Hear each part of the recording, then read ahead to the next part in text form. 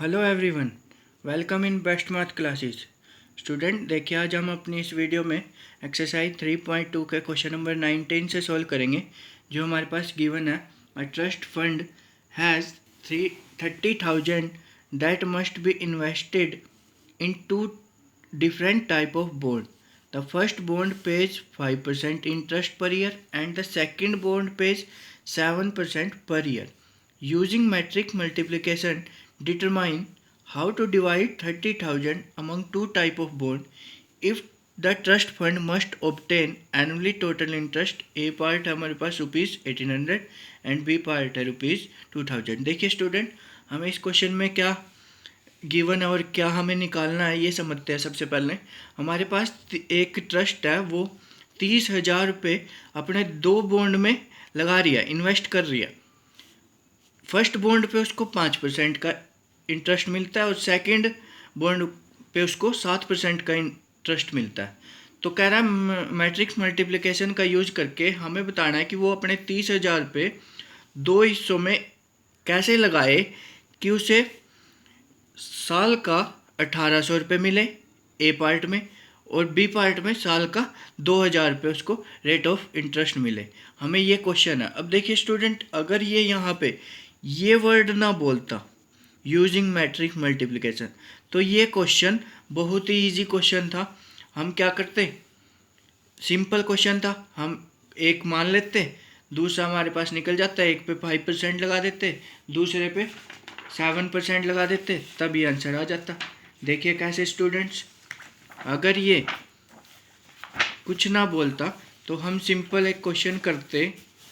हम एक मान लेते स्टूडेंट, देखिए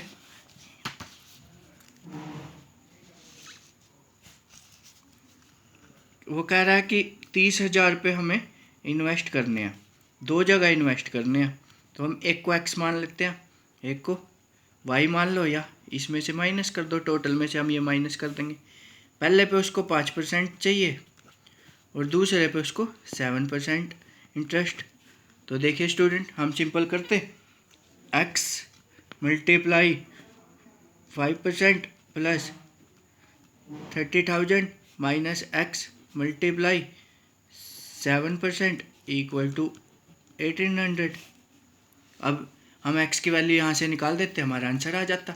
लेकिन स्टूडेंट उसने वहाँ पे एक बहुत इम्पोर्टेंट एक वर्ड बोल दिया है कि यूजिंग मैट्रिक्स मल्टीप्लिकेशन का यूज करके हमें तभी निकालना है। आप लोग स्टूडेंट बुक आगे रखिए ताकि आपको क्वेश्चन भी साथ साथ समझ में आए।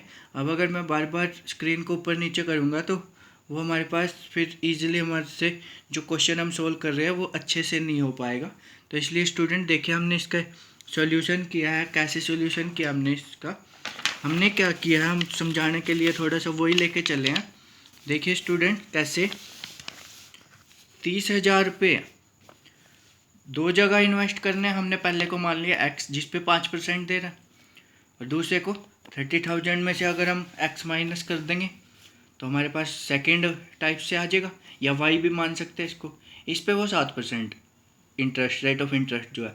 तो देखिए हमने यही लिखा है, let amount invested in first bond. पहले बॉन्ड में उसने x रुपीज़ इन्वेस्ट करे, दूसरे बॉन्ड में उसने 30,000 माइनस x रुपीज़ इन्वेस्ट करे, ये हम मान के चले। अब देखिए स्टूडेंट, अमाउंट को हमने a मान लिया। अब हमने इसको, क्योंकि हमें मैट्रिक्स से ये सोल्व करना था, तो हमने मैट्रिक्स फॉर्म में लिख लिया x, और यहाँ लिखा है 30,000 माइनस x। अब ये समझते हैं स्टूडेंट कहाँ से आया, वेरी इंपॉर्टेंट। देखिए हमने जब एक्सरसाइज 3.1 का क्वेश्चन नंबर सेकंड और थर्ड किया था, वहाँ पे हमारे पास कुछ एलिमेंट्स ऑर्डर गिवन था कि ऑर्डर अगर एलिमेंट अगर 24 हो तो कितने पॉसिबल ऑर्डर उसके हो सकते हैं। तो हमने वहाँ कुछ ऐसा लिखा था, 2 मल्टीप्लाई 12, 12 मल्टीप्लाई 2, 24 मल्टीप्लाई 1, 1 मल्टीप्लाई 24, ऐसा कुछ क्वेश्चन था। अब देखिए यहाँ पे भी तो दो एलिमेंट ही हमें गिवन है, एक x है, दूसरा 30,000 माइनस x है। तो हम इसका ऑर्डर क्या लिख सकते हैं, अगर दो एलिमेंट है, एलिमेंट कितने हैं स्टूडेंट इस बार, दो, तो हम पॉसिबल ऑर्डर क्या हो सकता है, या तो 2 मल्टीप्लाई 1 या 1 मल्टीप्लाई 2। इसका मतलब होगा या तो दो रो एक कॉलम हो, या एक रो 2 कॉलम हो। तो हम इसके लिए मान के चले, हमने ये ऑर्डर ले लिया। क्या ऑर्डर लिया स्टूडेंट्स? हमने ले लिया कि 1 रो 2 कॉलम है, 1/2 का मान लिया हमने। या हम उल्टा भी मान सकते हैं, 2 रो ले सकते हैं 1 कॉलम। अब रेट ऑफ इंटरेस्ट देखिए हमने क्या लिया, जो हमारे पास गिवन था उसको बी मान लिया, और 5% और 7%। अब पहली अगर हमने रो मानी है तो दूसरी कॉलम क्यों मानी स्टूडेंट? यहाँ पे भी एक कंसेप्ट है। देखिए स्टूडेंट, अगर मैं इसको भी रो में मान के चलता, यहाँ समझते हैं, अगर पहले का मैट्रिक्स का ऑर्डर 1/2 है और दूसरा भी हम यही लेके चलते 1/2, तो हमारे पास मल्टीप्लिकेशन करने के लिए इसका ऑर्डर, रो का ऑर्डर और इसके कॉलम का ऑर्डर सेम होना चाहिए। तो ये सेम नहीं होगा, तो हमारे पास ये मल्टीप्लिकेशन तो हो ही नहीं सकती। इसलिए स्टूडेंट हमने इसका रो का मान लिया और इसका कॉलम का मान लिया। अब देखिए स्टूडेंट, हमें क्या गिवन है, टोटल इंटरेस्ट हमारे पास कितना मिलना चाहिए? 1800। तो इंटरेस्ट का फॉर्मूला क्या होता है? Amount multiply rate of interest. Total interest तभी निकलेगा इक्वल टू 1800। अमाउंट को हमने ए मानना था और रेट ऑफ इंटरेस्ट को बी मानना था, वही हमने ए बी इक्वल टू 1800 रख दिया। ए की वैल्यू थी जो हमने वो रख दी, बी की वैल्यू थी जो वो रख दी। अब वहाँ 5% था, परसेंट को हटा के हमने डिवाइड बाय 100 कर दिया स्टूडेंट्स, और ऐसे ही 7% था तो परसेंट को हटा के डिवाइड बाय 100 कर दिया। दो मैट्रिक्स है, बीच में कोई साइन नहीं है, तो इसका मतलब मल्टीप्लिकेशन साइन। इसका ऑर्डर होगा हमारे पास 1/2 और इसका ऑर्डर होगा 2/1। तो देखिए स्टूडेंट, नई पॉसिबल मैट्रिक्स जो हमारे पास आएगी वो क्या आएगी? 1/1 की। तो हम इसको पहले इससे मल्टीप्लाई कर देंगे, फर्स्ट रो को फर्स्ट कॉलम से ही मल्टीप्लाई करना हमने। इसको इससे मल्टीप्लाई किया, ये लिख दिया, प्लस इसको इससे मल्टीप्लाई करेंगे, ये लिख दिया, इक्वल में जो मैट्रिक्स चल रही है वो ऐसे कैसे रख दी स्टूडेंट्स। अब देखिए हम इसको सिंपल सोल्व कर रहे हैं। 7 को हमने अंदर मल्टीप्लाई कर दिया, 21,000 minus 7x upon 100 equal to 1800। अब देखिए स्टूडेंट, आगे हमने कैसे किया, सिंपल सॉल्वेशन है। हम उधर ले गए जो डिवाइड में चल रहा था, तो ये 1,80,000 बन गया, और इधर 2,10,000 माइनस 2x। अब इसको उधर ले जाएंगे तो ये माइनस का हो जाएगा, हमारे पास यहाँ क्या बचेगा? 30,000 माइनस का, और इधर चला माइनस का 2x, माइनस से माइनस कटिया, 2x इक्वल आ गया 30,000 के। तो x किसके इक्वल आ जाएगा? 15,000 के। तो इसका मतलब हमें x की वैल्यू आ गई। Amount invested in first bond हमने कितना इन्वेस्ट किया है? 15,000। और सेकंड बॉन्ड में हमने 30,000 में से हम x की वैल्यू माइनस कर देंगे, वो भी हमने कितना इन्वेस्ट किया है? 15,000। अब देखिए स्टूडेंट, जो इसका बी पार्ट है, बी पार्ट में सिर्फ हमारे पास यहाँ पे चेंज होगा स्टूडेंट, यहाँ पे हमारे पास 2,000 लिखा हुआ है। तो बी पार्ट में कुछ नहीं करना स्टूडेंट, यहाँ पे 2,000 लिख के आप ये वाला ऐसे कैसे ही रखेंगे, सिर्फ इधर ही सॉल्वेशन करनी है, वो आप खुद ट्राई करिए, वो ईजिली सोल्व हो जाएगी, और कुछ नहीं है स्टूडेंट। अब देखिए हम क्वेश्चन नंबर 20 सोल्व करेंगे स्टूडेंट। जो हमें 20 क्वेश्चन में क्या गिवन है, 20 क्वेश्चन में हमें गिवन है, the book shop of particular school has 10 dozen chemistry book, 8 dozen physics book, 10 dozen economics book. Their selling price ₹80, ₹60, ₹40. Find the total amount bookshop will receive from selling the book using matrix algebra। अब देखिए students, अगर यहाँ पे ये word ना होता तो हम इस क्वेश्चन को भी वेरी इजीली सोल्व कर सकते थे। क्या कह रहे हैं इस क्वेश्चन में कि एक बुक शॉप कीपर है, उसके पास 10,000 तो केमिस्ट्री की बुक है, 8,000 फिजिक्स की बुक है, sorry student, 10 dozen chemistry book है, 8 डजन फिजिक्स बुक्स है, एंड 10 डजन इकोनॉमिक्स बुक्स है। अगर वो एक बुक का हमारे पास प्राइस 80 रुपीज़ है, केमिस्ट्री वाले का 80 रुपीज़ है, जो हमारे पास फिजिक्स की है उसका 60 रुपीज़ है, और जो हमारे पास इकोनॉमिक्स की है उसका 40 रुपीज़ है। तो बताओ उसने कितने रुपए में वो सारी बुक बेची है, मतलब उसको कितने रुपीज़ उसके पास रिसीव हुए हैं, ये हमें निकालना है। सिंपल क्वेश्चन है स्टूडेंट, लेकिन यहाँ मैट्रिक्स अलजेब्रा का यूज़ करना। अब देखिए स्टूडेंट, हमने कैसे किया। सबसे पहले हमने क्वांटिटी ऑफ बुक्स लिख ली, जो डजन में हमने लिखी है। ये कितना कितना लिखा हुआ था हमारे पास, देखिए स्टूडेंट, ये हमने डजन में ना लिख के हमने सिंपल, हम इसको पहले एक यहाँ पे स्टेप लिख लेते हैं, 10, 8 एंड 10। ये हम डजन में ये ऐसे लग सकते हैं स्टूडेंट। अब देखिए 10 थी, 10 डजन थी, 8 डजन थी, और यहाँ पे 10 डजन थी। अब हम यहाँ से ये डज़न को कन्वर्ट कर देते हैं, तो इसको 12 से मल्टीप्लाई करना पड़ेगा। उसको 12 से मल्टीप्लाई किया तो ये आ जाएगा 120, इसको 12 से मल्टीप्लाई करेंगे 96, इसको 12 से मल्टीप्लाई करेंगे 120। ये कंसेप्ट क्लियर हुआ स्टूडेंट्स कैसे आया? क्योंकि यहाँ डज़न में गिवन थी तो हमने 12 से इसको मल्टीप्लाई कर दिया इन सब को, तो ये हमारे पास बुक्स की क्वांटिटी आ गई। अब सेलिंग प्राइस क्या क्या दिया हुआ है पर बुक का? 80, 60 और 40। अब देखिए स्टूडेंट, यहाँ पे हमने 3 एलिमेंट है, तो पॉसिबल वैल्यू क्या बन सकती है? या तो 3/1 या 1/3। तो हमने पहले की मैट्रिक्स के ले लिया 1/3 और दूसरी मैट्रिक्स का ऑर्डर जो हमने लिया वो क्या लिया? 3/1।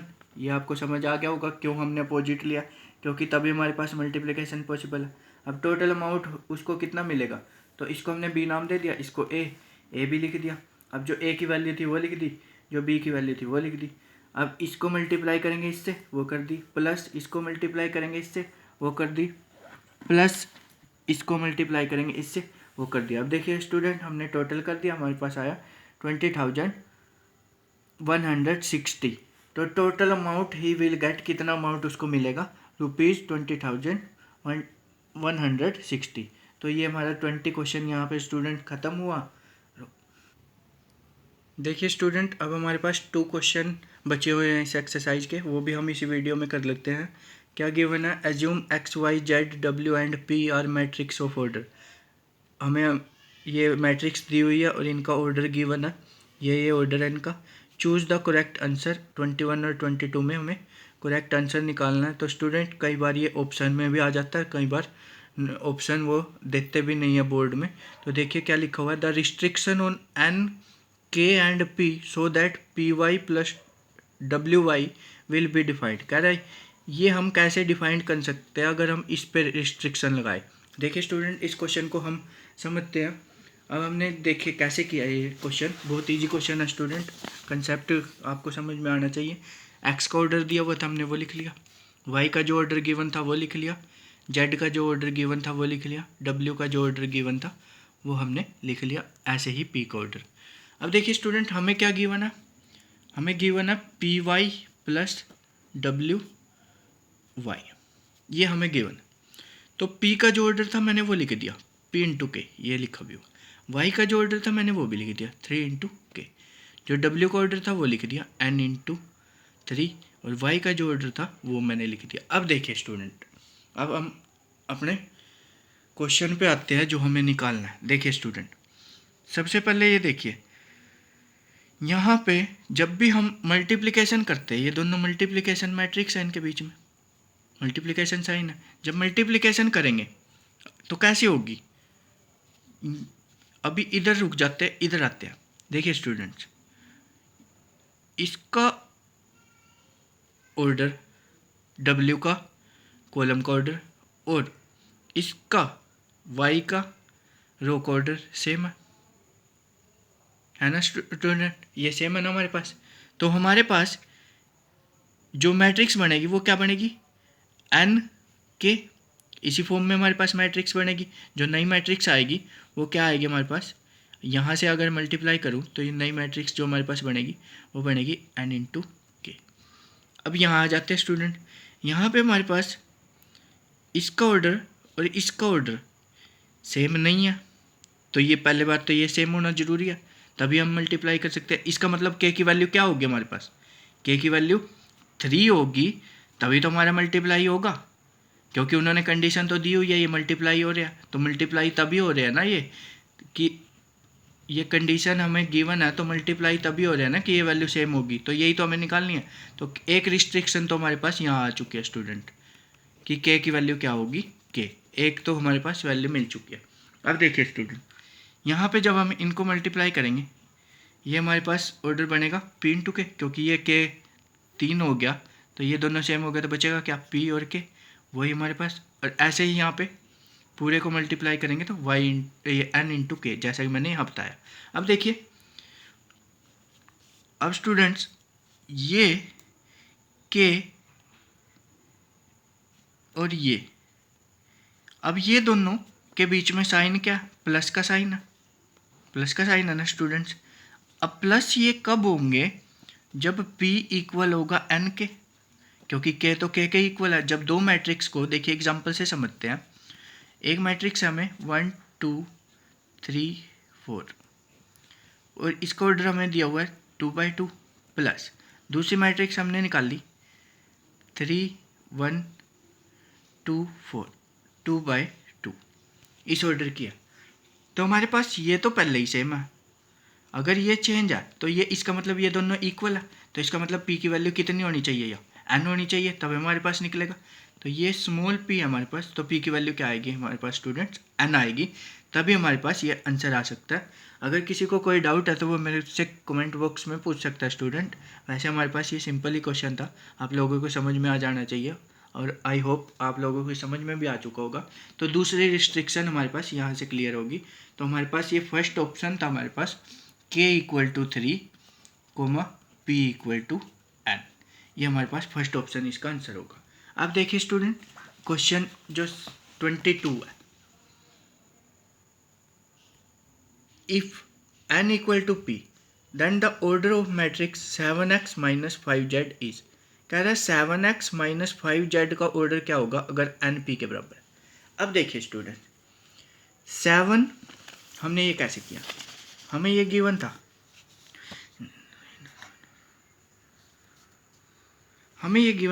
n = p और हमें लिखा हुआ है 7x - 5z, इसका ऑर्डर निकालना हमें। तो x की वैल्यू हमें ऊपर गिवन थी, वो मैंने रख दी 2/n, -5 ऐसे कैसे ही, z की वैल्यू भी हमें गिवन थी 2/p, ये हमें ऑर्डर इसका गिवन था। ये ऑर्डर दिया हुआ है स्टूडेंट, वैल्यू में जो ऑर्डर दिया हुआ था x का ऑर्डर और z का ऑर्डर, ये गिवन है, तो मैंने ये रख दिया। अब देखिए स्टूडेंट, अगर ये खाली x का है तो मैं जब इससे मल्टीप्लाई करूँगा तो ये पूरे का बन जाएगा ऑर्डर, 7x का ऑर्डर ही बन जाएगा 2/n, ऐसे ही ये 5z का ऑर्डर बन जाएगा 2/p। अब देखिए स्टूडेंट, जब हम इनको माइनस करेंगे तो जो ये नई मैट्रिक्स का ऑर्डर आएगा वो क्या आएगा, n अगर p के बराबर है तो इसका मतलब यहाँ 2 × p माइनस 2 × p, ये 5z का ऑर्डर ये है और यहाँ पे 7x का ऑर्डर ये है। तो जब हम माइनस करते हैं दो मैट्रिक्स को तो इक्वल में जो नई मैट्रिक्स आएगी उसका ऑर्डर क्या होगा। देखिए स्टूडेंट, इसको भी हम एक एग्जांपल से समझते हैं। हमारे पास इस टाइप से दिया हुआ है 7, x को हमने कोई भी मैट्रिक्स ले ली 3 4 5 1 2 3 और उसका ऑर्डर दिया हुआ है 2/3, मान लेते हैं हम, ये कुछ भी मान लिया, -5 ये हमें गिवन है, हमने एक और नई मैट्रिक्स मान ली, उसका भी ऑर्डर हमने मान लिया 2/3, क्योंकि हमें गिवन ही है इसी टाइप से। तो अगर हम इन दोनों को माइनस करेंगे, माइनस करके कुछ भी आए, हमारा ऑर्डर तो सेम ही रहेगा ना, 2/3, यही ऑर्डर रहेगा ना स्टूडेंट, ऑर्डर तो नहीं चेंज होगा, क्योंकि हमें ऐड और सब्ट्रैक्ट तो हमारी मैट्रिक्स तभी होती है जब हमारा ऑर्डर सेम हो, और उनको सोल्व करने के बाद जो आंसर आता है वो भी, उसका भी ऑर्डर सेम ही रहता है। तो हमारे पास इसका आंसर क्या आएगा स्टूडेंट, हमारे पास इसका भी आंसर क्या आएगा, यहाँ से हमारे पास आंसर आ चुका है, ध्यान से देखिए 2/p। तो ये हमारा इसका भी 22 का फर्स्ट ऑप्शन दिया हुआ है 2/p। Thank you so much student, I hope आप लोगों को समझ में आया होगा। अगर आपको फिर भी कोई डाउट है तो आप मुझसे कमेंट बॉक्स में पूछ सकते हैं। Thank you so much student.